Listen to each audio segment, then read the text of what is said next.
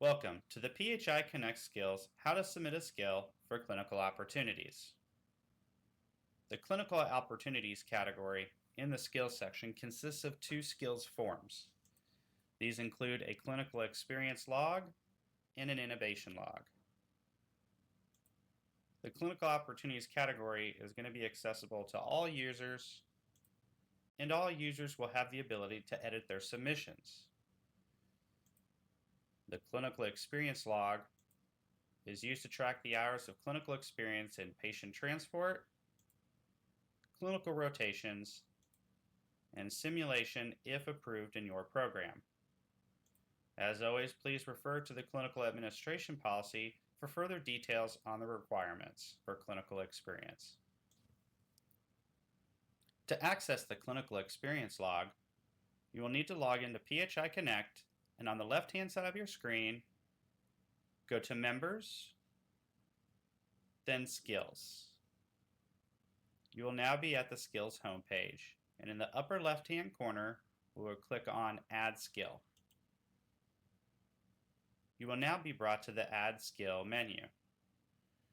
As always, please read any instructions that are indicated on the page as you fill out the form. As we see here, our first step is to select the member being evaluated.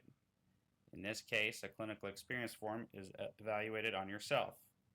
So you can either scroll through the menu or begin to type your last name and then make your selection. The next step is to select the skill. The skill we'll be selecting, of course, is the clinical experience log located under the clinical opportunities category. Again, just as we previously stated, be sure to read the instructions as we see here. The skill date above should be set to the day of the clinical experience, and the expiration date above should be set to the last day of the calendar year.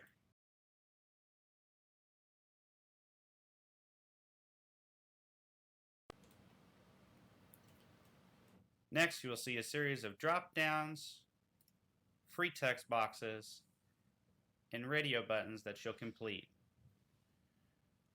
Our first step is to select our opportunity area. As discussed, those can be transport, hospital, or simulation. As you start to select items, you will notice other boxes populate. For example, in transport, you now have a box to fill out a transport number. You will then select your age classification. You also select the number of contact hours, and all contact hours are rounded to the next full hour.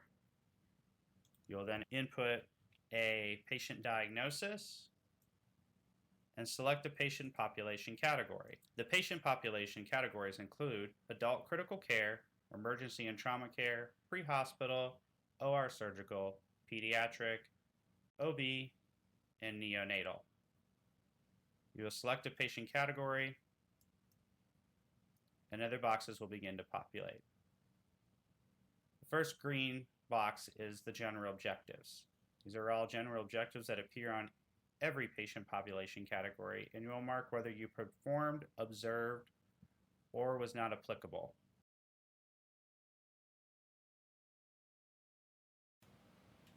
Next will be a set of objectives specific to your patient population category selected. Review the objectives below. If you do not feel that this meets the patient that you took care of or the simulation you were in, you can simply click the patient population category and it will change the selection criteria for that category.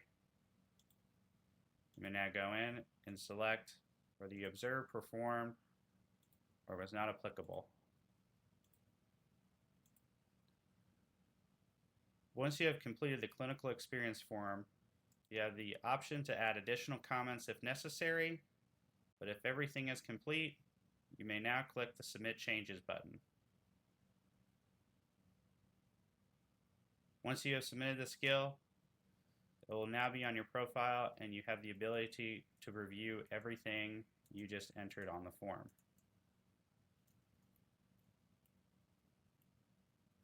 If you need to make any changes to the form, you may click the Edit button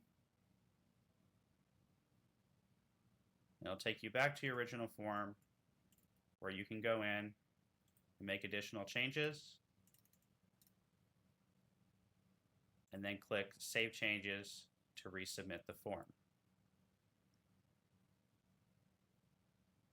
To review where your form is, you can click the skills to return to the home page. And we can see here our clinical experience log has been loaded to our profile. The next skill in the clinical opportunities category is the intubation log. The intubation log is used to track intubation experience in a static mannequin, live human transports, high fidelity simulation scenarios, and cadaver lab.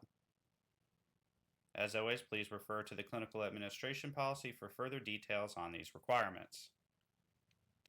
To access the intubation log, we will first need to log on to PHI Connect, and on the left-hand side of the screen, go to Members, then Skills. You will now be brought to the Skills homepage, and in the upper left-hand corner, we will click Add Skill. We'll now be brought to the Add Skill page, where we will follow the instructions below, which first we will change the member name to ourselves, and make our skill selection, which is our clinical opportunities category, intubation log. The form will automatically populate the skills form. We will first need to make a selection of whether we are an annual or new hire log. Once selected, the box will populate instructions based off of that selection. As we see here, there are the clear instructions according to the clinical administration policy on what we need to enter every month. There is only one entry per submission, and that the skill date above should be set to the day of the clinical experience, and that the expiration date should be set to the last day of the calendar year.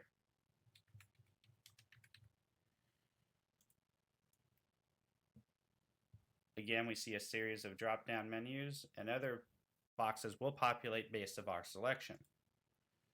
We will select a venue of validation, whether it was a mannequin, live human, HPS scenario, or cadaver lab. As we see with live human, it will populate a transport number box for us to enter.